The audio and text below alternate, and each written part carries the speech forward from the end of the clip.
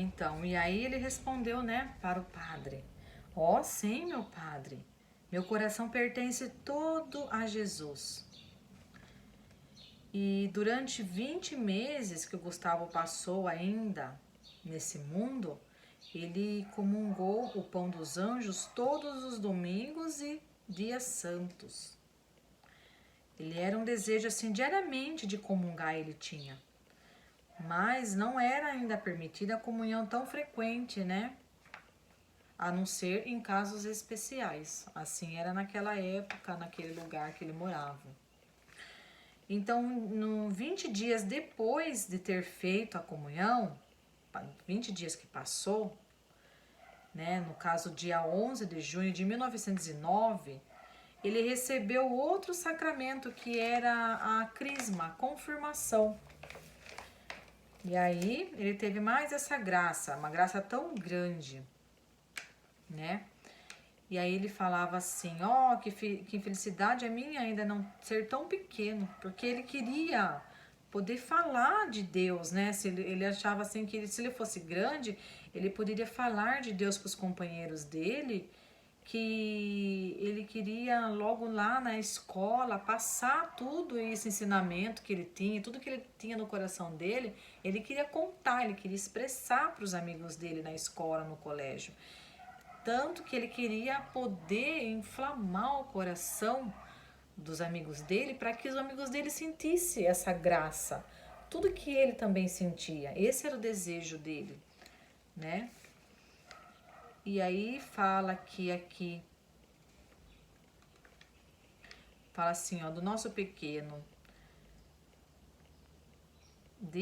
na primeira comunhão, até a sua feliz morte, né? Viveu Gustavo só para Jesus, esse pequeno menino. Ele não fazia outra coisa sequer isso, buscar Jesus na sua vida. E aí essa busca constante foi conduzindo ele à perfeição. E teve uma manhã que ele voltando da igreja, né, depois de ele ter recebido a Eucaristia, o pão dos anjos, a sua mãe interrogou ele, perguntando para ele o que ele dizia, né, para Jesus quando ele recebia Jesus no coração dele. Aí ele respondeu assim, sorrindo para a mãe dele, que Jesus era muito bom, que ele sentia um amor muito imenso de Jesus para ele, ele sentia. Ele sentia esse amor que Jesus tinha com ele. Olha que bonito, né? E aí o amor de Deus era inseparável, foi cada vez mais constante e transbordando, né, o Gustavo, né, nas relações que ele tinha também com pessoas estranhas. Ele queria demonstrar esse amor que ele tinha, que ele sentia que Deus tinha por ele, ele queria transmitir às outras pessoas, fazendo visitas, demonstrando em caridade, em bondade, em gestos fraternos, de carinho e ternura para as pessoas assim que ele nem conhecia, né, irmãos de rua, pessoas enfermas, né? E aí ele fazia suas dedicatórias, ele dedicava suas orações, pessoas e almas no purgatório que ainda, né, não estavam contemplando a graça de Deus, pessoas que já tinham falecido, ele tinha essa sabedoria, né? E assim foi encorajando cada vez mais ele também nessa graça e confortando, né? Essa graça que ele tinha, transmitindo às pessoas por onde ele passava, por onde ele tinha convivência, né?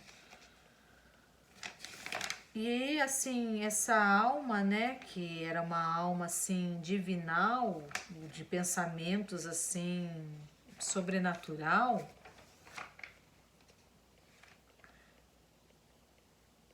ele falou assim para a mamãe dele assim: "Quero escrever todos os lugares, Deus me vê. Assim seguirei direitinho o caminho dos meus deveres", né?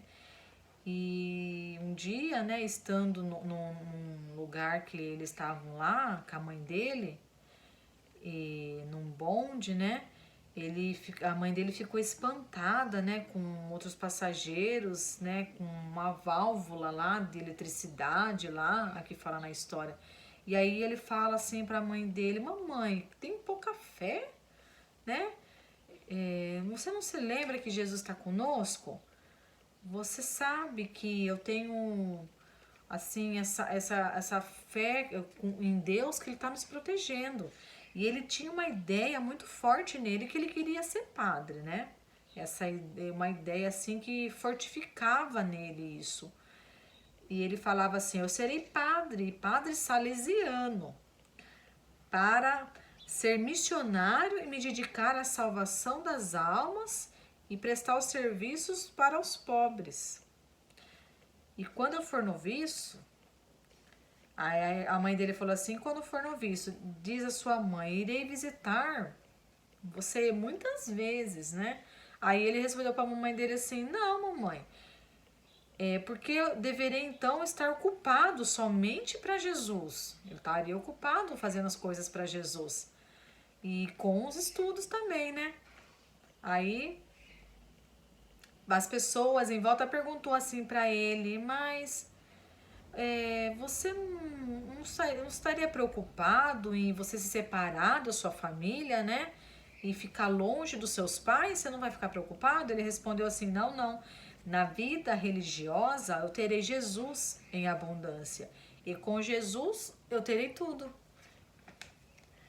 Que lindo. E ele falava isso com muita firmeza, não tinha dúvidas. Era a vocação do Gustavo já. E ele compreendia, né, que esse amor de Jesus, ele também não poderia viver, né? Que quem compreende esse amor de Jesus não pode viver sem o amor da mãe de Jesus, o amor de Maria. O amor do filho sem o amor de uma mãe tão bondosa, jamais é possível viver, né? Assim, o coração do Gustavo, e sendo fornalha que ardia de amor por Jesus, estava sempre abrasado, né, pelo amor também da Virgem Santíssima. E um dia que ele estava rezando com os pés firmes e aquele fervor, né, que ele tinha na fé dele, ele estava ali rezando, né, aos pés de Nossa Senhora. Ele propõe a seguinte questão. A sua mãe pergunta para ele assim: amas muito? Lhe diz ela. Você me ama muito, mas você me ama mais ou a mamãe do céu? Aí ele respondeu assim: por que você me pergunta isso, mamãe? Você sabe que eu amo mais a mamãe do céu. Aí aqui eu vou ler para vocês, né? Que foi já tá chegando no final, gente, que daí fala sobre o falecimento, né, do Gustavo, né, que foi no ano de 1911. Ele estava bem forte e disposto, né, parecia que estava uma saúde assim, que esbanjava a saúde. Mas no dia 15 de janeiro desse ano, os professores, ele propôs para ele que ele ia ser o autor de um livro lá,